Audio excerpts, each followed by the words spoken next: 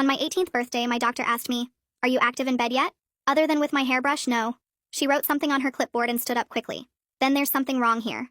Stay here. We have to prep you." Before I could ask what she meant, she was already out the door.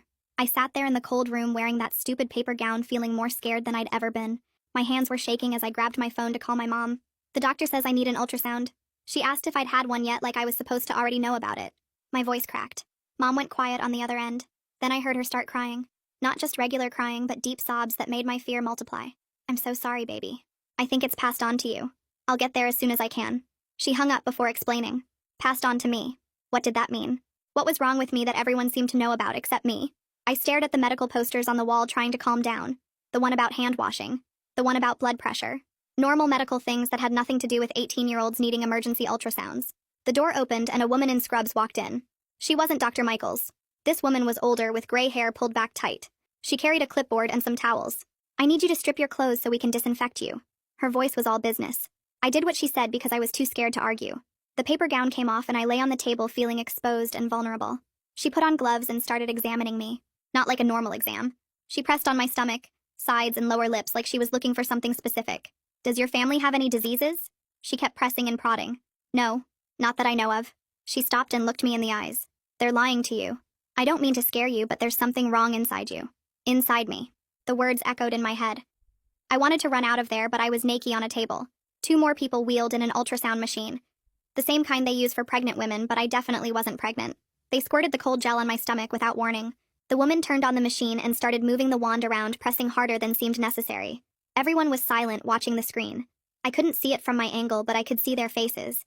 The way their expressions changed from professional to concerned, to something that looked like fear. The woman's hand stopped moving the wand. "Oh my God, there it is." She whispered it, but in the quiet room it sounded like shouting. The other two people leaned in closer to look. One of them gasped.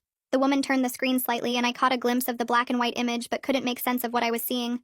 It didn't look like the baby ultrasounds I'd seen on TV. It looked wrong somehow. My mom burst through the door, still in her work clothes. She must have sped the whole way here. Her face was red and puffy from crying. She looked at the screen and her knees buckled. One of the nurses caught her arm and helped her to a chair. "How long has it been there?" I kept begging to know. "What is it? What the hell's inside me?" The gray-haired woman kept the ultrasound wand pressed hard against my stomach and nobody would answer me. My mother gripped the chair arms so tight her knuckles turned white while she stared at that screen.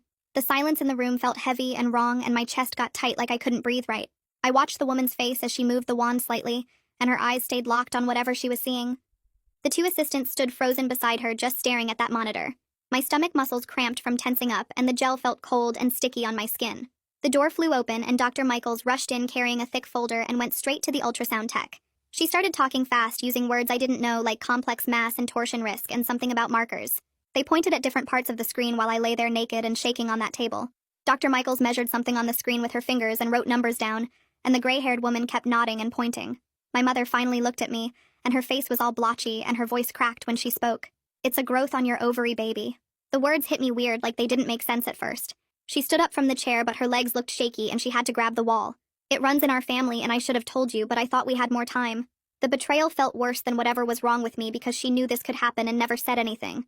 Dr. Michaels turned to the assistants and started giving orders about blood work and calling someone named Mansfield who was a specialist. One assistant ran out of the room while the other one started making phone calls right there. Someone said surgery might be needed within days, and the words just floated around me like they weren't real. The gray-haired woman finally lifted the wand off my stomach and handed me paper towels to wipe off the gel. My hands shook so bad I dropped them and had to pick them up off the floor. She helped me sit up and wrapped a blanket around me and told me to take my time getting dressed. Dr. Michaels wheeled the ultrasound machine to the side and pulled a chair up next to the exam table. The assistants kept making calls and I heard them say urgent consultation and earliest available appointment. My mother stood against the wall crying and not looking at me. They moved me to a different room down the hall after I got my clothes back on. This room had regular chairs and a desk instead of an exam table. Dr. Michaels brought the ultrasound images on her tablet and turned it toward me. The picture showed this dark, twisted thing that didn't look like it belonged in a body. She pointed to different parts explaining about complex ovarian mass and irregular borders and size measurements. My mother sat in the corner chair and completely broke down sobbing. She started talking about her mother dying from ovarian cancer when she was 42. Her sister had the same kind of mass removed when she was only 20 years old. The pattern clicked in my head, and I understood this was something that kept happening in our family. A woman in different scrubs came in with a tray full of empty tubes and rubber bands. She wrapped the band around my arm and started filling tube after tube with my blood. She explained they were checking tumor markers and hormone levels and genetic stuff, but I barely heard her. Each tube she filled felt like another piece of my normal life getting sucked away. The needle stayed in my arm for what felt like forever while she switched tubes. My mother tried to touch my shoulder, but I pulled away from her. The blood draw lady filled 12 tubes total and put labels on each one. She pressed cotton on my arm and taped it down and told me to keep pressure on it. Dr. Michael said they'd call with results and appointment times tomorrow morning. We walked to the parking lot, and I got in the passenger seat of my mother's car. She tried to explain on the drive home, but I just stared out the window. The radio played some happy song about summer and dancing, and it felt wrong with everything that just happened. My mother kept trying to talk, but I wouldn't answer her at all. We pulled into our driveway, and I went straight to my room and locked the door. I opened my laptop and started searching ovarian masses and teratomas and hereditary cancer syndromes. Every medical website made things sound worse with survival rates and treatment options and surgical complications. The pictures showed masses that looked like mine and stories about young women getting their ovaries removed. I kept reading about BRCA mutations and genetic testing and preventive surgeries. My eyes burned from staring at the screen, but I couldn't stop searching for answers. I grabbed my phone and texted Coral that I was dealing with a medical thing. She texted back right away asking if I was okay and offering to come over. I typed that I was fine, even though that was a total lie because I didn't know how to explain any of this. She kept texting, but I put my phone face down and went back to the medical websites. The websites kept showing the same scary stuff about survival rates, and I finally closed my laptop at 3 in the morning. My eyes burned and my head pounded from reading medical terms for hours. I crawled into bed still wearing my clothes from the doctor's office and pulled the covers over my head. Sleep didn't come easy with all those images of tumors floating through my brain. My alarm went off at 7 and I hit snooze 3 times before dragging myself out of bed. The house was quiet, which meant my mother had already left for work without trying to talk to me again. I made coffee and sat at the kitchen table staring at nothing when my phone rang with a number I didn't recognize. The woman on the other end said she was calling from Luke Mansfield's office and they had a cancellation for tomorrow morning if I could come in.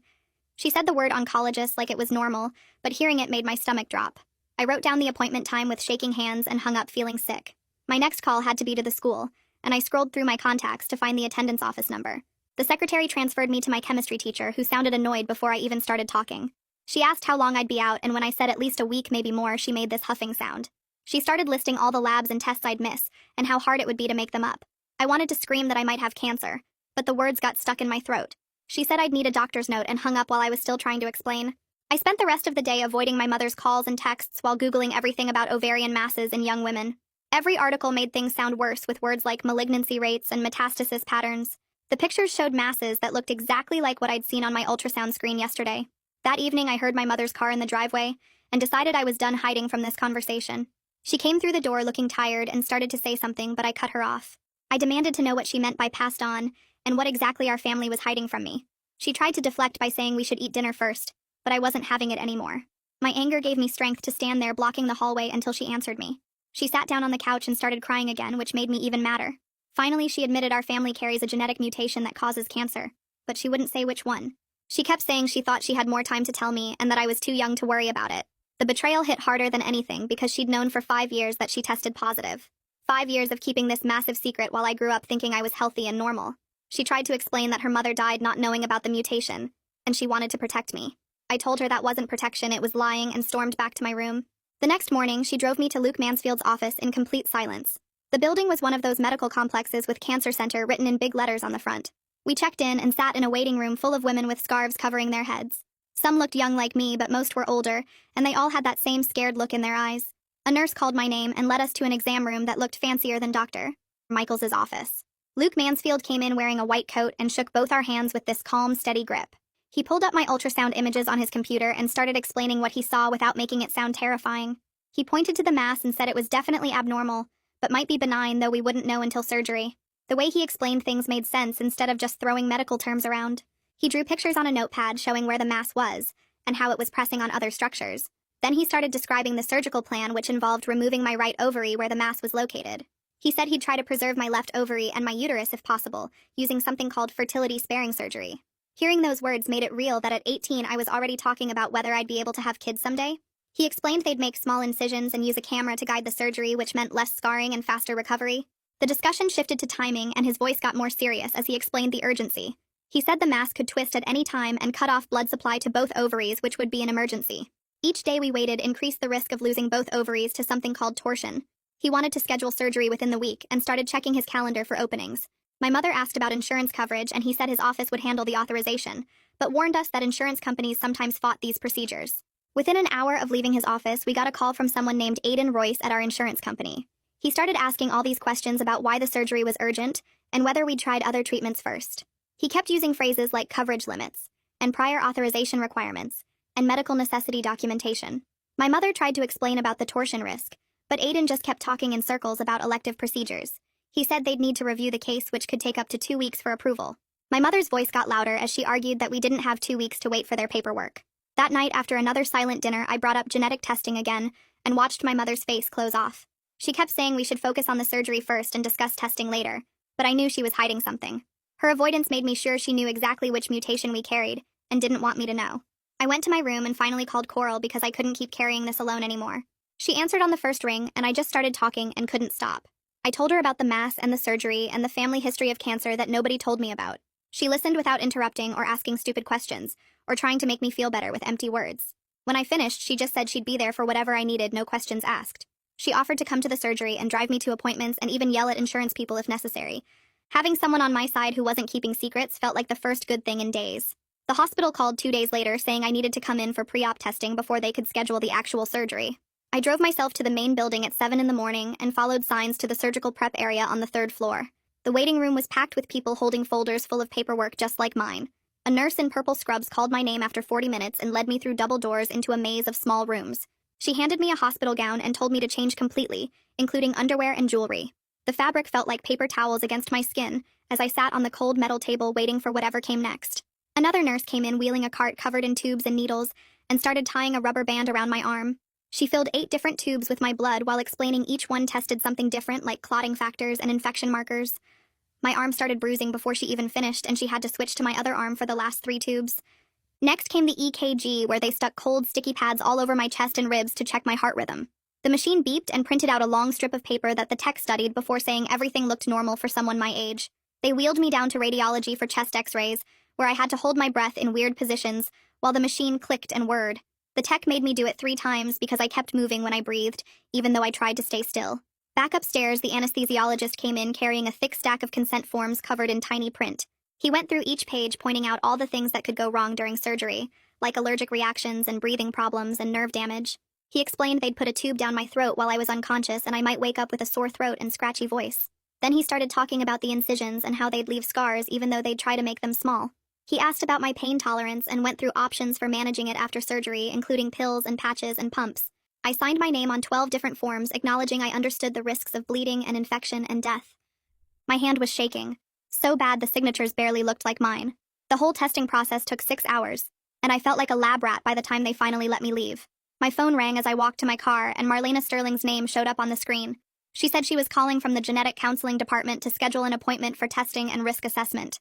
I could hear my mother's voice in the background saying we should wait until after I recovered from surgery first. Marlena asked if I wanted to schedule now or call back later, and I told her I definitely wanted to schedule now. My mother grabbed the phone and started arguing that I needed to focus on surgery, not genetics right now. I took the phone back and told Marlena to ignore her, and we set up an appointment for the following week. My mother's face turned red and she stormed out of the room, slamming the door behind her. That evening, Luke called personally instead of having his nurse do it, which surprised me. He said my tumor marker results had come back and the CA-125 was slightly elevated at 42, when normal was under 35. But he quickly added that all my other markers, including AFP and HCG, were completely normal, which was good news. He explained elevated CA-125 didn't automatically mean cancer, since lots of things could cause it, including the mass itself. The ambiguous results didn't make me feel better or worse, just more confused about what was happening inside me. The next morning, I had to meet with my school counselor to arrange medical leave for the surgery and recovery. She made me sit in her office that smelled like vanilla candles, while she pulled up my records on her computer. I explained about the surgery, and she started typing up accommodation forms for my teachers about extended deadlines and makeup exams. Her face got this soft, pitying look that made my skin crawl as she kept saying how brave I was and how sorry she felt. She printed out 5 copies of the medical leave form and made me sign each one while she watched with sad eyes. I wanted to run out of there but had to sit through her whole speech about resources and support services first. That night at dinner, my mother wouldn't look at me, and we ate in total silence until I couldn't stand it anymore. I asked her point blank what genetic mutation our family carried and watched her fork freeze halfway to her mouth.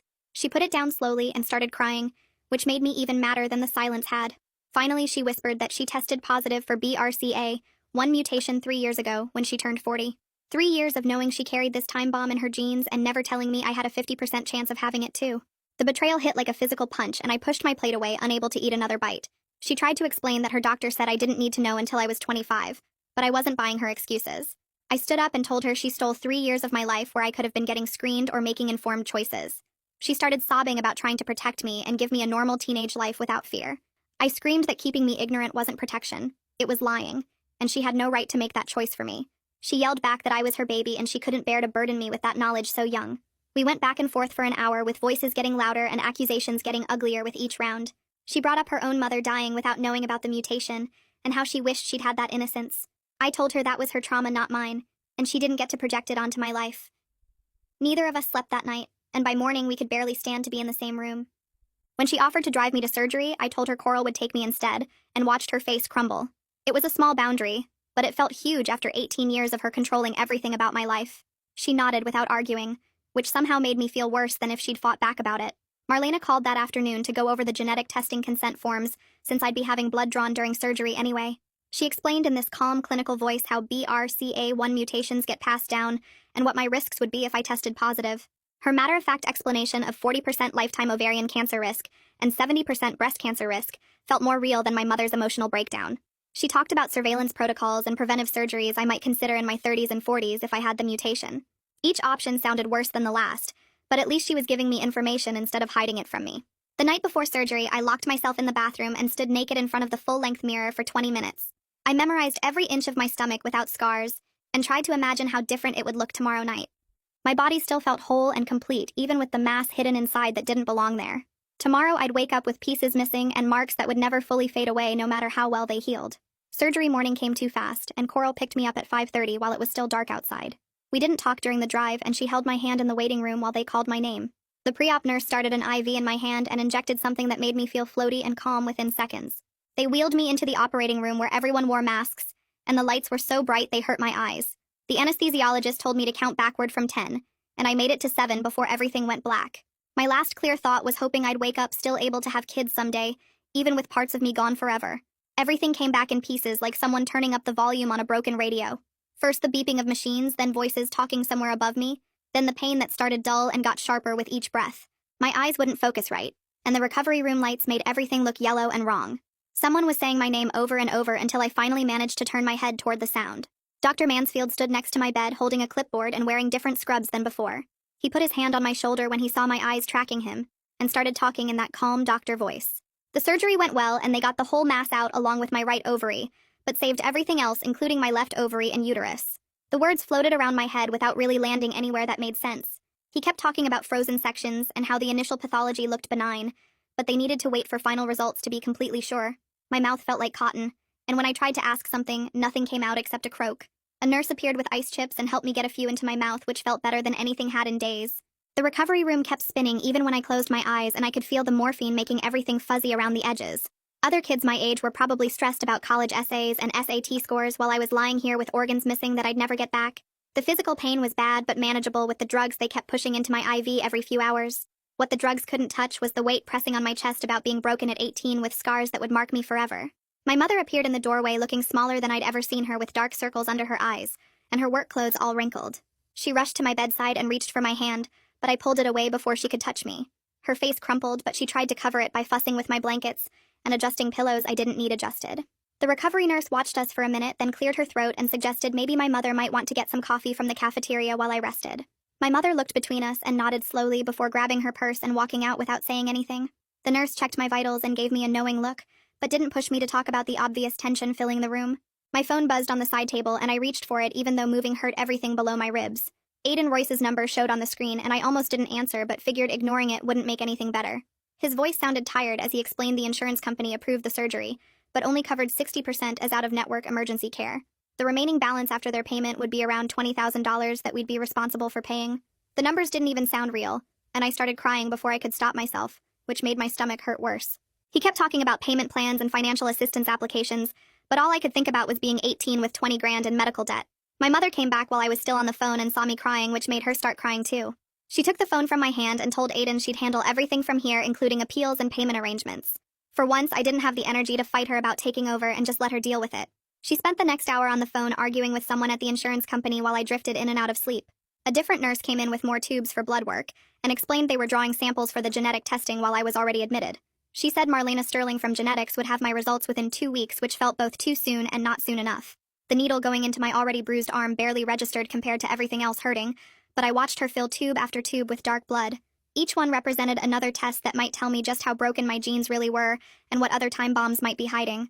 Coral showed up the next afternoon with a plastic bag from the gift shop and the biggest smile I'd seen in days. She pulled out a pack of colorful markers and started drawing tiny faces on the medical tape holding my IV in place.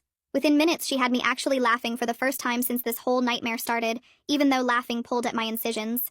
We watched dumb videos on her phone about cats doing stupid things, and she didn't once ask about the surgery or what happened.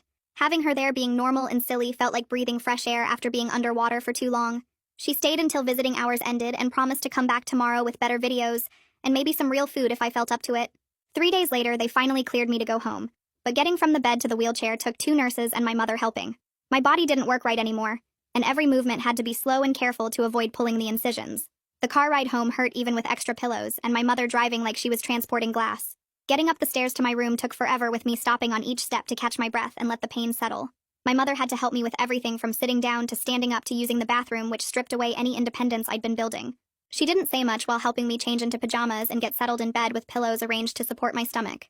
The awkward silence between us made everything worse, but neither of us knew how to bridge the gap her lies had created. That first night home, I couldn't sleep even with the pain pills making me drowsy and disconnected. My mind kept spinning through what dating would look like now with scars across my stomach and missing parts inside. What guy would want someone who might need more surgeries, or who carried cancer genes that could get passed on? The questions circled around and around while I stared at my ceiling in the dark, feeling more alone than ever.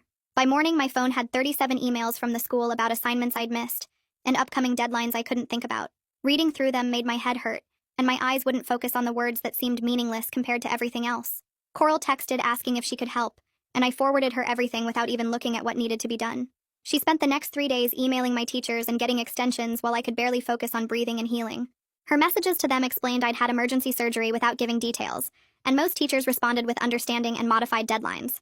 Having her handle everything school-related lifted one weight off my chest, even while others kept piling on.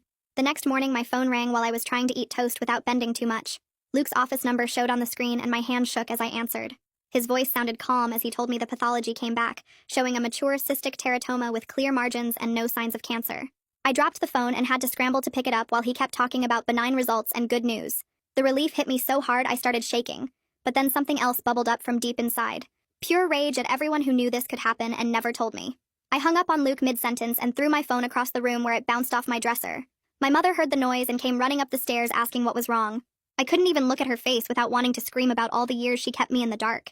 The anger felt bigger than my body could hold, and I started throwing pillows at the wall just to have something to do with my hands. She tried to come closer, but I held up my hand to stop her and she froze in the doorway. 2 days passed with us barely speaking, except when she had to help me with basic tasks. The genetic counseling appointment was coming up, and she kept mentioning she wanted to be there with me. I finally told her she could come, but only if she promised to let me do all the talking and make my own choices. She nodded quickly and agreed to whatever terms I set just to be included. The morning of the appointment, I put on real clothes for the first time since surgery, even though the waistband hurt. My mother drove in silence while I stared out the window watching normal people living their normal lives. The genetics office was in a different building with cheerful yellow walls that felt wrong for what we were about to discuss. Marlena Sterling came out to get us herself instead of sending a nurse.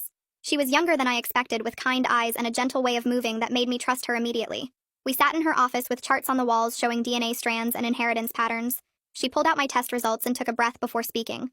The words BRCA1 positive hit me like physical blows, even though I'd been expecting them. She explained the numbers in simple terms while my mother sat frozen beside me. 40% lifetime risk for ovarian cancer, and 70% for breast cancer before I even turned 19. The papers she spread out showed surveillance schedules and preventive surgery options for when I got older. MRIs and ultrasounds every 6 months starting now, and clinical breast exams every 3 months. She talked about medications that could reduce risk and surgeries I might consider in my 30s. Each option sounded worse than the last, and I felt like I was planning for a war against my own body. My mother reached for my hand, but I pulled away and kept my eyes on Marlena. The appointment lasted over an hour, with Marlena patiently answering every question I could think to ask. She gave me folders full of information and websites to research when I felt ready. Walking to the parking lot afterward, my legs felt weak, and my mother had to catch my arm when I stumbled. We sat in the car without starting it while rain started hitting the windshield. I finally asked her straight out why she hid this from me for so many years. Her answer came out in broken pieces about her own mother dying without ever knowing what killed her. She wanted to protect me from living in fear the way she had after finding out. The words didn't make the betrayal okay, but they helped me understand the twisted logic behind her choices. She started crying harder than I'd ever seen, her whole body shaking as she described watching her mother die at 42. The guilt of passing this mutation to me had been eating her alive for years. She kept saying sorry over and over until the words lost meaning and became just sounds. I watched her fall apart and felt my anger crack just enough to see her pain too. She wasn't just my lying mother anymore, but also a scared daughter who lost her own mom too young. I told her firmly that from now on I made all decisions about my health and controlled all information. She nodded and agreed immediately, understanding she'd lost any right to protect me from truth. We sat there for another 20 minutes working out the surveillance schedule together. MRIs in January and July with ultrasounds in April and October to catch anything early. Clinical breast exams every 3 months starting next week, even though the thought made me want to hide. The plan felt huge and scary, but having concrete dates to put in my calendar helped make it real.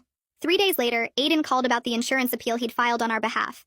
They approved partial coverage, bringing our portion down to $8,000 instead of $20,000. The hospital agreed to a payment plan of $200 a month for the next 40 months. My mother took over setting up the automatic payments while I sat at the kitchen table feeling the weight of debt at 18. The numbers still felt unreal, but at least they were numbers we could manage without losing the house. I went back to staring at my ceiling that night, thinking about surveillance schedules and payment plans instead of normal teenage things. 3 weeks crawled by with me mostly stuck at home watching daytime TV and taking pain pills every 4 hours. The morning I went back to the school, I stood in front of my closet for 20 minutes trying to find something that wouldn't press on my still tender stomach. I settled on my dad's old hoodie that hung down to my thighs and the loosest jeans I owned. Walking through the school hallways felt weird, like I'd been gone for months instead of weeks. Most kids didn't even look up from their phones, and the ones who did just nodded like I'd had the flu or something. My teachers handed me makeup work without asking questions, which was both a relief and somehow lonely. Nobody knew what I'd been through, and I couldn't figure out how to tell them. That night, I sat with my phone typing and deleting posts for an hour before finally settling on something simple about having surgery and being okay now. Within minutes, my phone started buzzing with hearts and prayer hands emojis. 3 different people messaged me privately about their own health stuff, including a girl from chemistry, whose sister had ovarian cysts removed last year. Reading their messages made me feel less alone, even though none of them knew about the genetic mutation part. 2 days later, I had my follow-up with Luke, and the nurse had me change into another paper gown for the exam. He pressed gently on my abdomen, checking the healing while explaining everything looked good. The incisions were closing nicely, and there was no sign of infection or complications. Then he pulled out pamphlets about birth control options and started talking about how certain pills could reduce my cancer risk by up to 50%. Planning whether I wanted kids someday at 18 while looking at charts about cancer statistics felt completely insane. He recommended starting the pill immediately and gave me 3 months of samples to try. The conversation shifted to long-term surveillance, and he pulled up a calendar on his computer to schedule my next appointments. Every 6 months for the rest of my life, I'd need scans and exams to catch anything early. The support group met on Thursday nights in a community center that smelled like old coffee and cleaning supplies. I almost turned around 3 times walking from my car to the door. Inside, 12 women sat in a circle on metal folding chairs, and they all looked up when I walked in. The leader introduced herself as Kendall and had me sit in the empty chair next to her. Everyone went around saying their names and mutations and how long they'd been coming. When it got to me, my voice cracked, saying I was 18 and BRCA1 positive. The woman next to me reached over and squeezed my hand while I talked about finding out just weeks ago. Kendall asked gentle questions about how I was processing everything, and I surprised myself by talking about the anger at my mom more than the fear of cancer. Other women nodded and shared their own stories of family secrets and late discoveries. One woman found out at 30 after her 3rd miscarriage, and another at 25 when her mom was dying. Hearing them talk about surveillance fatigue and surgery decisions and dating with genetic mutations made my future feel less impossible. After the meeting, Kendall pulled me aside and gave me her number, saying I could call anytime I felt overwhelmed. Driving home, I felt lighter somehow, like I'd found people who actually understood. My mother was waiting in the kitchen when I got back, and she asked how it went. I told her it helped, and she nodded before bringing up something she'd been thinking about. She wanted us to try family counseling to work through everything that happened between us. Her therapist knew someone who specialized in medical trauma and family secrets. I thought about it for a long minute before agreeing, but I had conditions. She couldn't minimize how I felt or try to justify keeping the secret, and she had to let me lead the conversations. She agreed immediately and called to make the appointment while I watched. The first surveillance scan came 2 weeks later, and I spent the whole night before throwing up from anxiety. My mother drove me to the imaging center at 6 in the morning for the pelvic ultrasound. Lying on that table with gel on my stomach brought back all the fear from that first terrible ultrasound. The tech moved the wand around, taking measurements while I stared at the ceiling, trying not to cry. She couldn't tell me anything, of course, but her face stayed neutral, which I took as a good sign. 3 days of waiting for results felt like 3 months until Luke's office finally called. Everything looked completely normal with no signs of any masses or abnormalities. I sat on my bedroom floor crying from relief while my mother stood in the doorway, not sure if she should come in. That afternoon, Aiden called about the insurance appeal for ongoing coverage. After reviewing my case and genetic test results, they approved coverage for all surveillance going forward with just a small copay. The genetic counseling would be covered too as preventive care under the new guidelines. It wasn't perfect, but it meant I could afford to stay healthy without going bankrupt. 3 months after that first terrifying ultrasound, I sat at our kitchen table with my mother and Coral looking at course catalogs for next semester. We had my surveillance schedule pulled up on Coral's laptop trying to plan classes around scan appointments. My mother suggested morning classes, so afternoons stayed free for medical stuff. And Coral helped me pick professors known for being understanding about absences. We were different people now than we were 3 months ago, but we were figuring out how to move forward together. Well, friends, this really has been a journey, and I appreciate you sticking with me through all my questions and wonderings. Can't wait to do it again. If you made it to the end, drop a comment. I love reading all your comments.